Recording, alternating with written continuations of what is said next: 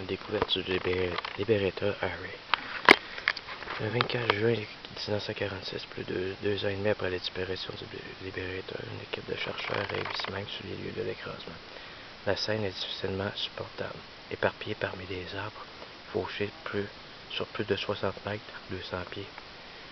Les restes calcinés du bombardier et de ses 24 occupants jonchent le sol.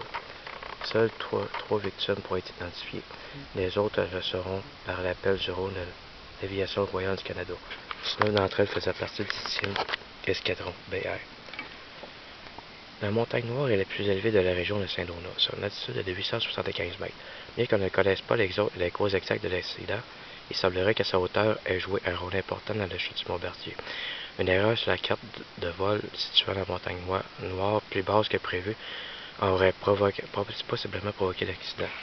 Les commentaires de l'époque soutiennent que les pilotes, en approchant la montagne, n'auraient pas eu le remonter de l'aile de l'avion et que celui-ci aurait été éventré au contact des arbres.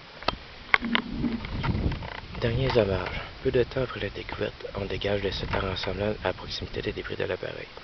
Dans l'après-midi du 3 juillet 1946, des parents et amis de l'équipage ainsi que les membres de l'Aviation royale du Canada gravissent la montagne Noire afin de rendre le dernier hommage aux disparus. Tenu selon les rites catholiques, protestants et juifs, les obsèques s'accompagnent sur les cérémonies militaires. L'abbé Gérard Super, vicaire de la paroisse, y assiste accompagné du maire Richard Couture, qui dépose une couronne de fleurs au nom des citoyens. L'été suivant, une plaque commémorative sur laquelle les noms des victimes ont été inscrits est installée sur un muret de pierre accolé au rocher. Le lieu de culte isolé sera entretenu pendant plusieurs années par un résident de Saint-Donat, M. Jos Régimban, engagé par la Défense nationale. En 1985, à la suite de profanation, des lieux des dépouilles sont transportés et mis au cimetière de la paroisse. Le 30 juin 1996, de concert avec la Société d'histoire locale et l'Agence canadienne des commissions des sépultures de guerre du Commonwealth, on procède au même endroit à la bénédiction d'un obélisque.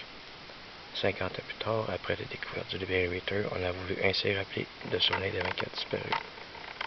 Au fil des ans, plusieurs pièces de l'appareil sont retrouvées et rapportées par des visiteurs.